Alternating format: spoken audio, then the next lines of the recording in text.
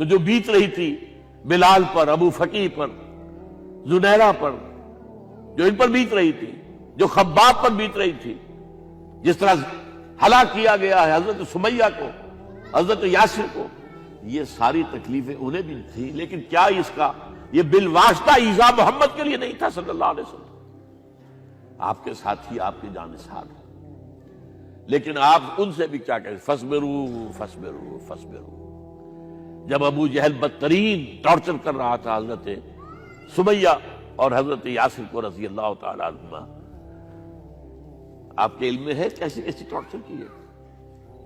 جوان بیٹے کو باندھ دیا ایک ستون کے ساتھ، اس کی نگاہوں کے سامنے برہنہ کیا ہے ماں کو،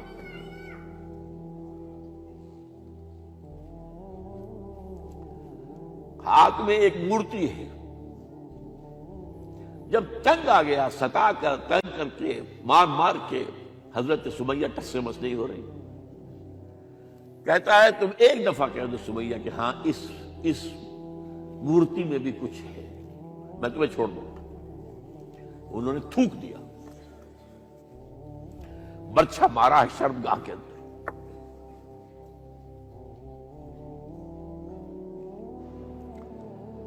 کتنی تکلیف پہنچی ہوگی ان کو،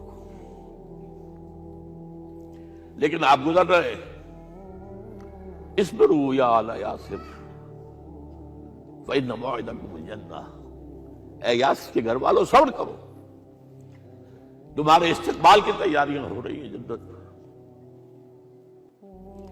یہ سیرت کوئی بناتا سناتا ہے؟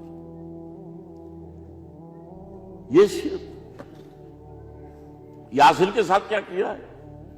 4 اونٹ نر سانڈ، اور ان کے ساتھ رسے باندھ کر ایک رسے سے ان کا ایک بازو باندھا، ایک سے دوسرا بازو، ایک سے ایک ٹانگ، دوسرے سے دوسری ٹانگ، انہیں دوڑایا ہے کہ پرکھتے ہو جیسے قسم کے۔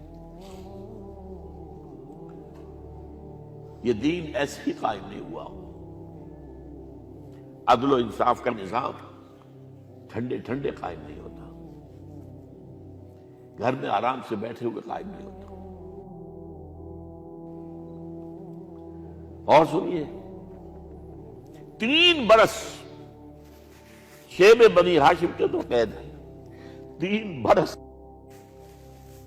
اور یہاں کی قید پر قیاس نہ کریں۔ یہاں تو جیل میں کھانے کو ملتا ہے، راشن ملتا ہے، جیسا بھی ملتا تو ہے نا، اور لیڈروں کے لیے تو class A class B class ہے، تو ان کا تو لیڈر تو لوگ جب آتے ہیں جیل کاٹ کر معلوم ہوتا ہے کہ شاید کسی صحت افزا مقام سے تشریف لا رہے ہیں۔ وہاں کیا تھا؟ ٹوٹل بائیکاٹ، ایک گھاٹی، ادھر پہاڑ ادھر پہاڑ، دونوں طرف جو ہے پہرے، کوئی کھانے پینے کی چیز اندر نہیں جائے گی، اور پورا خاندان بنی ہاشم، وہ بھی کہ جو ایمان نہیں لائے، وہ قبائلی زندگی تھی نا۔ بنو ہاشم چونکہ حضور کو پشت پناہی چھوڑنے کو تیار نہیں ہوئے، ابو طالب نے آخری وقت تک بھی ساتھ نہیں چھوڑا۔ ہاں، آخری وقت کے قریب ایک بات ہو گئی تھی، ایک مرتبہ تو ہوا کہ وفد آیا ہے قریش کا کہ اپنے بھتیجے کو روک لو، وہ ہمارے معبودوں کی توہین کرتا ہے۔ ابو طالب نے بلایا اور آپ سے کہا کہ یہ کچھ اپنے رویے کو بدلے۔ آپ نے فرمایا چچا جان، اب تو چاہیے میرے ایک ہاتھ پر سورج اور دوسرے پر چاند رکھ دے، میں اپنے اس مشن کو چھوڑ نہیں سکتا۔ یہ ہے استقامت۔ اور ابو طالب کے عین انتقال کے وقت جو معاملہ ہوا، جب وفد آیا ہے کہ ٹھیک ہے اب ہمارا جو ہے صبر کا پیمانہ لبریز ہو گیا ہے، اب ٹھیک ہے آ جاؤ میدان میں، تم بھی ساتھ چھوڑنے کو تیار نہیں ہو۔ ابو طالب نے بلایا، بھتیجے مجھ پر اتنا بوجھ نہ ڈالو جو میں برداشت نہ کر سکوں۔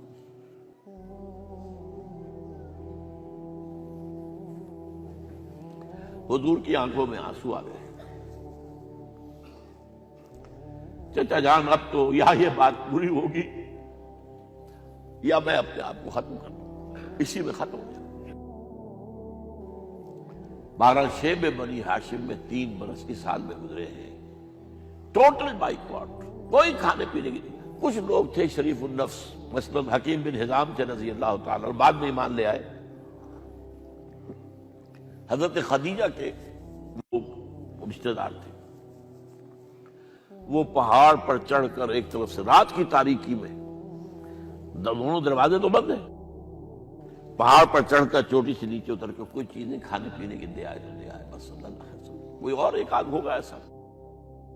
یہاں تک نوبت آئی ہے کہ بنی ہاشم کے یہ پھول جیسے بچے معصوم بھوک سے بلبلا رہے ہیں، اور اس کے سوا کچھ نہیں ہے کہ سوکھے چمڑے ابال کر اس کا پانی ان کے حلق میں ٹپکا دیا جائے۔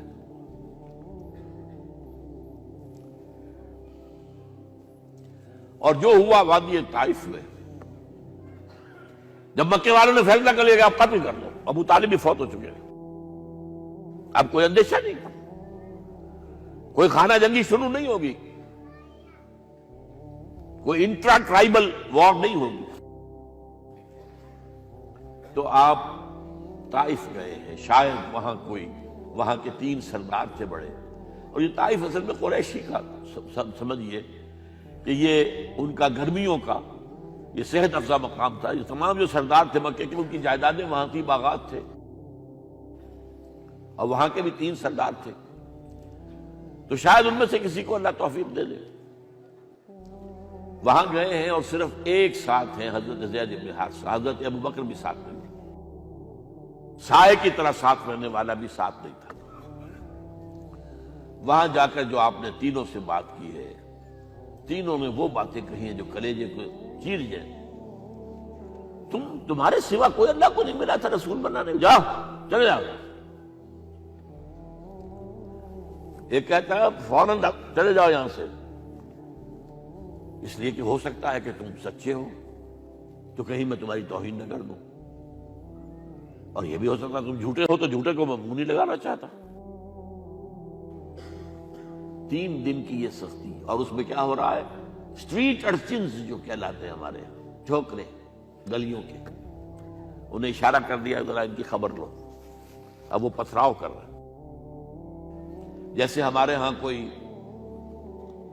آ جاتا ہے، کوئی نیم پاگل یا کوئی اور کسی طرح کا مست قسم کا آدمی، اور اس کے اوپر چھوکرے چاروں طرف ہوں اور کچھ ستا رہے ہوں، یہ نقشہ تھا، اور طائف کی گلیاں تھیں، اور محبوب رب العالمین تھے۔ ادھر سے پتھر آ رہے ہیں تو زید بن حارثہ رکاوٹ بن گئے، لیکن پیچھے سے آ رہے ہیں، وہ کیسے روکیں گے؟ پیچھے جاتے ہیں تو ادھر سے آ رہے ہیں۔ جسم لہو لہان ہے، خون رس رس کر زخموں سے جوتیوں میں آ کے جم گیا ہے۔ پھر وہاں سے آپ نکل کر گئے ہیں، ایک باغ میں تھوڑی سی پناہ لی ہے تھوڑی دیر کے لیے، جوتے بڑی مشکل سے اترے ہیں، خون جمع ہوا، اور وہ جو پھر دعا نکلی ہے آپ کے، وہ کلیجے کو چیر جانے والی ہے۔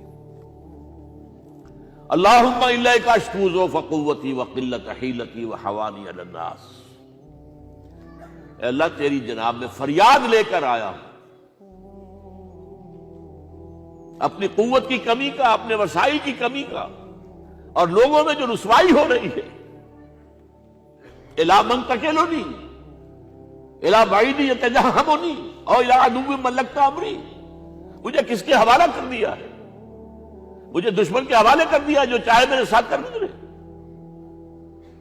فریاد ہے کہ نہیں؟ بڑی زوردار فریاد ہے، بڑی زوردار، لیکن پھر مقام عبدیت کا ظہور ہوتا ہے۔ ان لم یکن علی غضبک فلا ابالی، اے اللہ اگر تو ناراض نہیں ہے، مجھے اندیشہ یہ ہو گیا کہ کہیں تو ناراض تو نہیں ہو گیا ہے، کہیں تو نے میرا ساتھ تو نہیں چھوڑ دیا ہے، اگر تو ناراض نہیں تو مجھے کوئی پرواہ نہیں، جو ہو سو سر تسلیم خم ہے جو مزاج یار میں آئے۔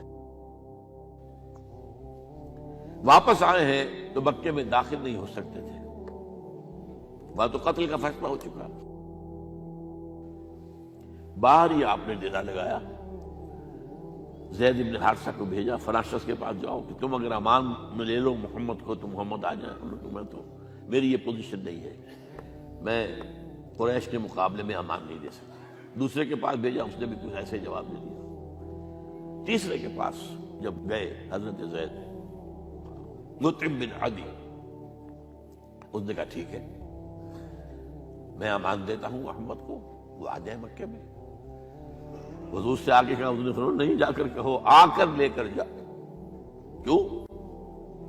کیا پتا اچانک جو ہے میرے داخل ہوتے ہی کوئی مجھ پر حملہ کرے، قتل کر دے۔ وہ تو یہ کہہ سکے کہ ہمیں کیا پتا تھا کہ مطعم نے جو ہے امان دی ہے، I never knew it۔ اب یہ قبیلے کے اندر یہ ہوتا تھا کہ ایک نے امان دے دی، سب کی طرف سے امان۔ لہذا حضور نے فرمایا آ کر لے کر جاؤ۔ وہ اپنے 6 بیٹوں کو ہتھیار سجا کر لے کر آیا ہے اور پھر لے کر گیا حضور کو، کہتا ہوا گزر رہا ہے راستے میں، لوگوں سن لو محمد میری امان میں ہے صلی اللہ علیہ وسلم۔ اس لیے آپ کو مکے کے اندر پھر 2-2.5 سال مزید رہنے کا موقع ملا ہے، اور اتنا بڑا احسان آپ نے مانا پھر مطعم بن عدی کا کہ غزوہ بدر میں جب 70 اسیر تھے قریش کے حضور کے پاس، تو آپ نے فرمایا تھا کہ اگر آج مطعم زندہ ہوتا اور وہ سفارش کرتا تو میں ان سب کو چھوڑ دیتا بغیر کسی فدیے کے۔ بہرحال یہ چند باتیں میں نے آپ کو بتائی، باقی تو یہ کہ غار ثور ہے کیسی کیسی، اور پھر غزوہ بدر سے پہلے کی رات ہے۔ دین کی بات پھیلانا صدقہ جاریہ ہے، ثواب کی نیت سے ویڈیو کو شیئر ضرور کیجیے۔ جزاک اللہ۔